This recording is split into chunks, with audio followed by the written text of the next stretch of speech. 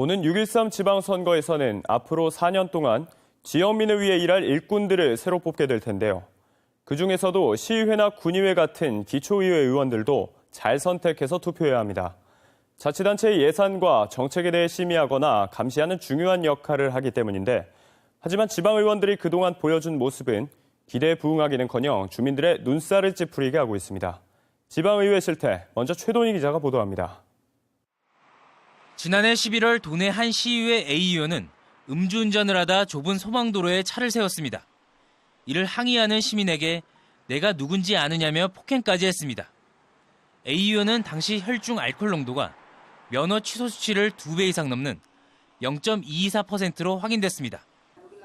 지난 2016년엔 의회가 파행 중인 기간에 상당수 시의원들이 의회 법인카드로 한우 만찬을 즐기고 한 의원은 한우를 집으로 싸갖고 가기도 했습니다.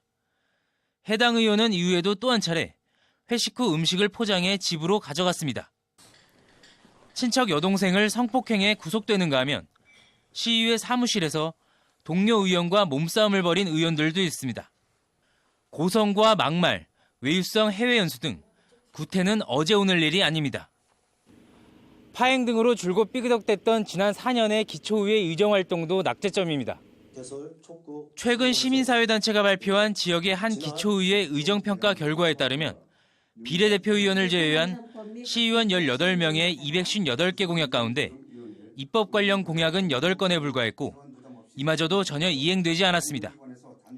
기초의회 의원들의 가장 큰 역할 중 하나인 정책 관련 조례 제정에는 거의 관심이 없다는 얘기입니다. 실제 지난 4년간 38개 조례가 발의돼 31건이 의결됐는데 보류되거나 폐기된 걸 빼면 의원 1명당 0.37회 발의한 셈입니다. 이마저도 평균치일 뿐 조례 발의나 시정 질의를 한 번도 하지 않은 의원도 4명이나 되는 걸로 조사됐습니다. 유권자들에게 하는 약속이 아니라 의원들의 어떤 당선된 후에 실천 계획이 돼야 되는데 공약 자체가 너무 부실하다 보니까 의정활동도 부실하게 이어질 수밖에 없는 거예요. 지방의회의 기본적인 자질과 능력에 대해 유권자들의 불신이 심각한 이유가 여기에 있습니다. 지온뉴스 최동희입니다.